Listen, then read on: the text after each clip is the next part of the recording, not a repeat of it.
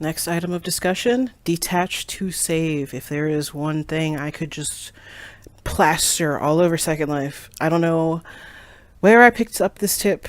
I can't for the life of me remember where I learned it, and I have no idea why people don't know it. I have no idea why I didn't know it before I learned it, but detach to save. Anytime you make a significant change to your avatar, if you tilt a hat on your head, or you move a wristband, or you, I don't know, adjust shoes or earrings or whatever. Anytime you move something that is currently rezzed on your avatar, the way you save that change is to detach it. Once it goes back into your inventory, then it's saved where you've told it you want it to be. If you don't do that, if you log off and you have one of those hanging log offs where something just jitters wrong, or you just flat out crash, or you have a power outage or whatever, when you log back in, your stuff's all going to be back to the way it was. If I were to log off, or if I were to crash right now, or have a hanging log off, or something went wrong right now, and I logged back in, the body would probably be dark brown again. The head would be back to its default, most likely. So what I'm going to do right now, before I go any further, is take all of these body parts I'm wearing and detach. There we go. Okay, there goes my body. My body came off. I'm good. Now I can add it back. I'm fine. It's saved. When I log back in, it'll look like it does now. We're good. Going to do the same with my head. I'm going to find all my head parts and just take those off nice and quick. Now, that's all saved too. I can put all that back on. Now I can copy this, I can do whatever I want, and it's going to all be good. Now something to consider is if you have an item, you put it on, you make a change. Like if I were to take the body right now and turn it blue, and then not save it, and then make a copy of it, the copy would not be blue. The copy would be a normal skin tone, because it was a normal skin tone when I took it out of inventory. So I'm just going to, as an example real quick, because I know that's a weird concept, I'm going to just take this block here, standard default Second Life block. I'm going to name it block 1. And I'm just going to take block 1 into my inventory real quick, just to show you guys this real quick. Now, I'm going to add this so that I'm wearing it, and I'm going to turn it blue, just because I was talking about, okay, so yeah, I go to texture, right? Okay, so I'm going to turn it blue. Now I have a blue block. Now I'm going to take this one, I'm wearing it, you guys saw it, you can see it right now, it's blue. I'm going to copy, and I'm going to paste, and so you can see this is block 1. I'm going to name this block 2. Where is my rename button? There it is. I'm going to name this block 2 just so you guys know that that's my copy. So I'm going to take box 1 off. Let me come out of edit mode so you guys know that it is officially blue. I'm going to take that off, and I'm going to put on block 2. Not blue. What? It's because I hadn't saved it yet. It hadn't gone back into inventory. So I'm going to take that off. I'm going to put on block 1. Block 1's blue. Why? Because I detached it first. Now, I can detach it, I can make a copy of it. I can paste that copy. So I'm going to rename this one. We'll call this one block 3. And now that's a copy after I saved block 1. So let's add that. Also blue. So hopefully that makes sense to you guys, explains things a little better. If not, sorry, that's the best I got, I think. But it's something to play around with and experiment with. You can attach things all over your body and, you know, play around with changing them and see what saves and what doesn't. You know, throw something on, turn it purple, log off, come back, see if it's purple when you come back online. That'll at least tell you whether or not, you know, your things are saving when you log off or not. If you notice, you know, that it's a constant problem, get in the habit of, oh, I got this just how I want it. Detach, reattach, done. So that's my first major tip for anybody in Second Life doing anything that doesn't just go for mesh or mesh clothing. That's all objects in Second Life. As you saw, I just did it with a default prim. So keep that in mind. Use it, love it, live it, whatever.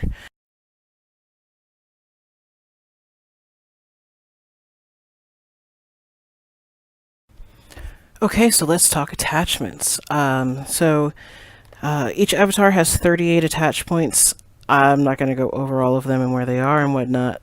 But point being, you can attach 38 things to your avatar. A lot of attach points will take more than one attachment, so you can attach your mesh hand to right hand, but you can also attach a cigarette to your right hand. The way that you're going to wear more than one attachment on each attach point is to add instead of wear. If you pick any item, let's just do the shirt real quick. So when I right click, I have the option to wear, or I have the option to add. Wear replaces whatever else might be on that attached point. So if I pick wear and I have something else on whatever attach point I want to put this on, it's going to knock it off. A lot of people have this issue. For example, if I were to, I'm just really quickly going to take my body off, and we'll attach that to right hand. Where are we? Right hand. And then I'm going to find that shirt again. And actually, I don't even know where it attaches by default. Let's see. Yeah, so that attaches to right hand. So what I did is I added it here, but I'm going to wear it. So right now my body is on my right hand, and I'm about to add a shirt to my right hand. If I select wear, it should knock my body off and put my shirt on. We don't want that to happen. So the alternative is, let me put my body on again. If I select add instead of wear, it's going to add the shirt, and even though they're on the same attach point, it lets me wear them both. One thing you can do to help yourself from screwing this up a lot is if you have Firestorm and you go up into your inventory, there's an option add objects on double click. If you don't have that turned on, double clicking defaults to wear, so it'll replace what you're wearing. If you check that little box, it'll set it to add clothing, so you can double click. But the first thing I'm going to do is take off my body and change its attach to point. No matter what brand you have, Maitreya luckily defaults to this as far as I know, but I can't speak for other brands. So one thing you want to do is double check where your body attaches and put it on Avatar Center. If I can find that, it's hiding from me right now. I am really not seeing it. Oh, here we go. Avatar Center. So you, bodies especially, it's really good to have on Avatar Center. Everything that is uploaded, that is rigged mesh, defaults to the right hand. So if you toss it on, if the creator hasn't set it somewhere else and you toss it on, it's going to attach to your right hand. You're going to quickly run out of attach points on your right hand.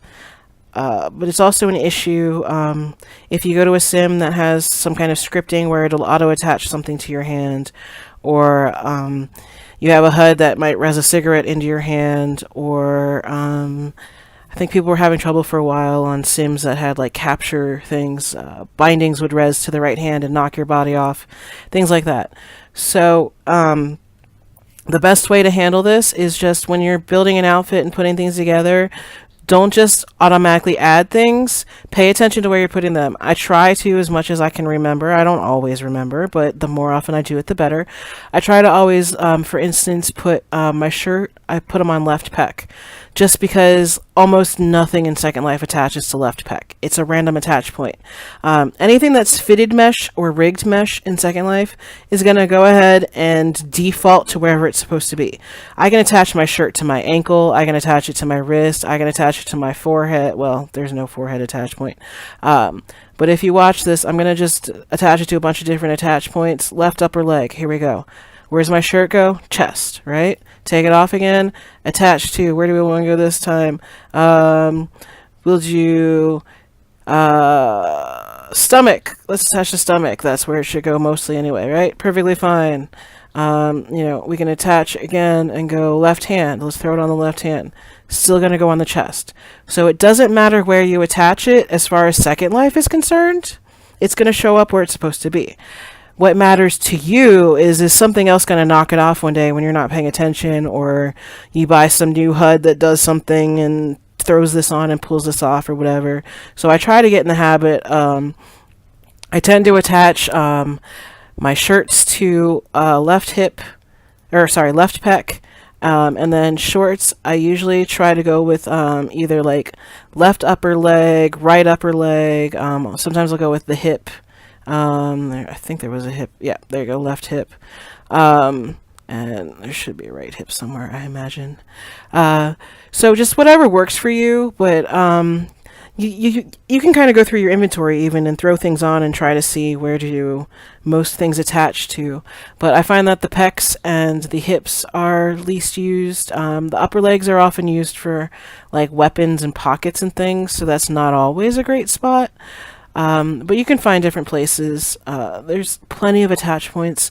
You're just kind of trying to make it easier for things to not get knocked off by other things. If you find there's attach points you're never ever using, throw things on that you do use. Why not, right?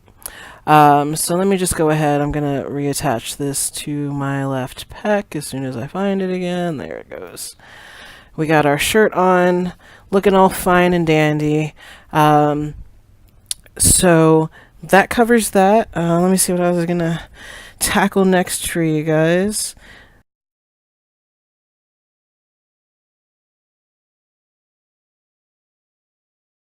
I'm not really going to cover appliers like tattoos and clothing appliers, just because I don't wear them a lot, so I'm not really an authority to speak on. Actually, I don't wear them at all. Occasionally I wear some applier stockings.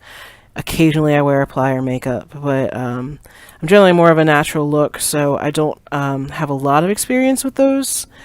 But I can tell you with the Omega makeups, I have a tutorial on how to do it with logo. I do cover and talk about zones and layering and whatnot, but it's also an issue on bodies. There's a thing in Second Life called Alpha Clash. Alpha is any transparent texture in Second Life. Anything that's transparent or partially transparent is called alpha. What the issue is if you take two things that are alpha and overlap them, sometimes they glitch out and kind of flicker and twinkle, or one just disappears entirely. You'll notice a lot. We had it a lot back with flexi hair. Pretty girl steps in front of a window and her whole head just goes bald. Things like that. So it's an issue with tattoos and clothing and scars and anything that doesn't fully cover the body, head to toe, or that goes on a tattoo or underwear or clothing layer, runs the risk of having alpha issues. Some HUDs have a mask mode you can toggle. That'll sometimes help with that flicker. So play around with your mask modes. I think the Matria has it. Let me see if I can find that for you guys real quick. But here are your layers. These are all of your clear layers for your tattoos and clothing and whatnot. So you can turn them on and off by toggling them. But below that is mask mode. If you're having an issue where something's flickering or glitching, it's worth trying. And then you have options like clear all layers. You can turn your socks on and off, shine, and whatnot. I don't really wear a lot of layers or a lot of appliers in terms of clothing and tattoos, so I'm really not going to go into that with you guys. It's just not something that I can really get into a lot of depth on, so we're going to skip that. But I did want to at least explain why I'm not covering it. I'm sure there's a bunch of tutorials out there that help. But it works the same as the skins do. You're going to need either your relay or your installer unless it comes pre-installed in your body. So make sure you know whether or not you have that relay or that installer sorted out before you try to use your tattoo applier, and then you're going to do the same thing. If you've already run your installer, you don't even have to worry about that step because you're good to go. If you have a relay, put on your relay, put on your applier, click your applier. It should go onto your body. You might, some bodies, you might get a pop-up that says, hey, what layer did you want to apply this on? You can pick which layer, those kind of things. So play around with that. Like I said, make a copy, play around. If you destroy the copy, it's not a big deal. You still have the original. But always play with a copy. Don't play with your originals, because then you got to go back and unpack things or get redeliveries. It's a big, crazy headache.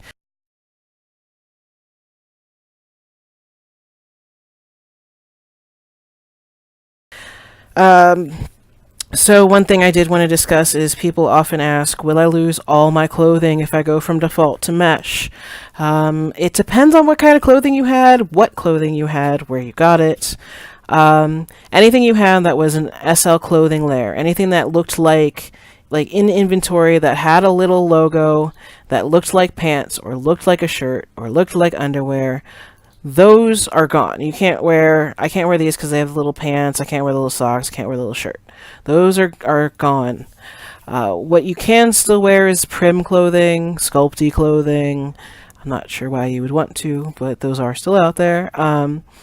Mesh clothing that you wore with your default avatar, you can still wear with your mesh avatar. You may have to, same as default, alter your shape a little bit. You're going to have to play with your alpha HUD, get your alpha HUD out. Don't be afraid of your alpha HUD. Dig that out, punch around, get yourself, invisible or whatever you need to get your old mesh clothing on. Some mesh clothing will still work. A lot of it actually still works. It's not going to be as perfect of a fit as you're used to seeing with the fitted mesh made specifically for certain brands of body, but it's a pretty good matchup if you can get the lines right. Some things, they just don't work. You're just never going to get them to work. You got to accept it and move on. So yes, you will lose some clothing. You won't lose all the clothing. Another common question is, should I just throw it all away? Nobody knows. 5 years from now, Linden Labs might come out with some crazy thing that makes it possible to wear your default layers on, another brand of body. So you can always, take all of it, pack it up, put it into a box in your inventory, and stick that box way down in a hole somewhere in the bottom of your inventory to dig out 5 years from now if you want to. You can delete it all, you can keep it all. It's entirely up to you. But it's just something to consider. Another thing is when you're demoing bodies and trying to decide which one you want, you can take it and put on outfits you like to wear now that are not system layers. And you can put on those mesh outfits or those sculpty outfits or those prim outfits and try them on and see how they look with the mesh body. See if you can resize and fit things and alter your shape and whatnot. It's possible. It's not, it's not a guarantee, but you can see what, how much of your inventory you're going to need to replace. Another thing is when you're shopping for a mesh body, go to your favorite stores. See what bodies they make clothing for. Check your inventory. See what bodies you already have clothing for. A lot of companies, you probably already have a bunch of clothing that fits. So see where you shop and what they make, because you don't want to buy a Matria body and find out that your favorite store only makes products for Beliza, or your favorite skin maker only makes skins for Catwa and you have a logo head. Make sure that you're buying things that are compatible. Designers will usually put the logo of the product that it's compatible with up in the corner so you know what you're working with. Let's see, what's next?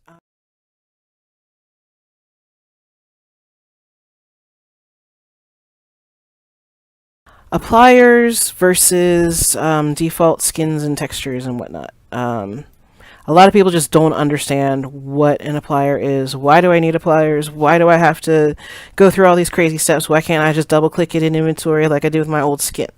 Okay, so at the very beginning, what did we do? Very first step, we made ourselves invisible. So you can change system skin all day long, but it's still going to be invisible, right? Because if we make that viewable, then like you guys saw, it shows through the mesh body. So the problem then became, okay, well, we can't use the Linden Labs system to put skin on our bodies if our bodies are all invisible. So how do we get skins on these bodies that people are making aftermarket? Well, we'll use appliers. All an applier is a texture change HUD. If you have a shirt or a skirt or pants or underwear or socks or anything that has a texture change HUD, and you've pulled up that HUD and clicked it and changed the button or changed the color or changed the pattern, That's all you're doing. That's all an applier is. It's a texture change HUD for your body. So what you're doing is saying, oh, I want the texture that has the brown brows now. I want the texture that has the purple skin now. Whatever. You're just making yourself a new texture. And so when you get an applier, generally they're scripted in two ways. They're either proprietary, which means that they're scripted for the brand. So a logo scripted HUD, a logo scripted applier would be with logo scripts. A Catwa scripted applier would be Catwa scripts. And so a Beliza scripted applier is for Beliza, and so on and so forth. So I can't take a Beliza applier and use it on a Matria because it's proprietary. It won't apply to a Matria body. I can't use a Catwa applier on my logo head. I can't use a logo brand applier on my Catwa head, and so on and so forth. Those are all proprietary scripts. That's where Omega comes in. Omega says, okay, well, instead of the creator who wants to make a skin for this body having to make 20 different skin boxes for 20 different bodies, or at least 20 different HUDs for all of these, we'll make it so they can make one HUD and then it can just apply to a bunch of different bodies because it's all really the same texture. We just need it in a HUD now instead of something clickable in inventory. So what Omega does is just make that more universal, because otherwise either the skin creator would have to give all their skins completely full permissions to the body creators, and then the body creators would have to then basically sell them on behalf of the skin creators so that they could be put onto a modifiable skin, or they use the proprietary scripts, and then the skin creator has to make one HUD for Matria, and one HUD for Beliza, and one HUD for Catwa, and one HUD for Logo, and one HUD for Signature, and one HUD for SL Ink, and so on and so forth. Or they can do Omega, and they put one texture in the Omega HUD, and then person A owns SL Ink, they go get the SL Ink plugin, and somebody who owns Matria gets the Matria plugin, and somebody who owns Logo gets the Logo plugin, and that same HUD basically works across all those bodies, because now it's just the same texture, and then the Omega scripts talk back and forth, saving us from having to use the mesh creators scripting. So that's the difference between an Omega script and a Catwa script, or an Omega script, or sorry, an Omega applier or Catwa applier or Matria applier versus Omega applier. Omega is just more universal. It's just easier, and especially if a creator doesn't know, they might make a skin that looks great on a lac head, and they think it looks wonderful and whatever, but they don't own a Catwa head, and they don't want to go out and spend 5,000 linden to get a Catwa head just to see if their skin fits on it. They can make it Omega, and then somebody with a Catwa head can go out and try the skin and see if it fits on the Catwa head, and if it does, they can buy it and use it and be happy, and the creator didn't have to go out and take all these steps to work with Catwa to make it work. They just had to do Omega and put it out for sale, and you're done. So I always suggest, if something says Omega for Lelutka, or Omega for Catwa, or Omega for Logo, or Omega for Matria, well, the bodies are a little off. I'll get back to that. But if something says Omega for this brand, go ahead and grab it. If you have Omega installed in your body or your head, and you see a skin you like and it says it's for Catwa and you have a Logo head, or it's for Lelutka and you have a Catwa head, you can try it. It might fit. I mean, they all use the same basic map. The features get moved around a little bit because, obviously they're not all the same face, but the textures are generally the same, and a lot of heads and faces, you can use a lot of different skins meant for different heads on other brands. I do it all the time. I love Logo heads. They are a very hard brand to shop for. They don't get a lot of support from skin creators, but luckily with Omega, I can try skins for Catwa, I can try skins for Lelutka, I can try skins for Lac, and surprisingly, a lot of them work. I have a lot of skins that were intended for other heads. The creators probably don't even know they're compatible with Logo, but I use them all the time.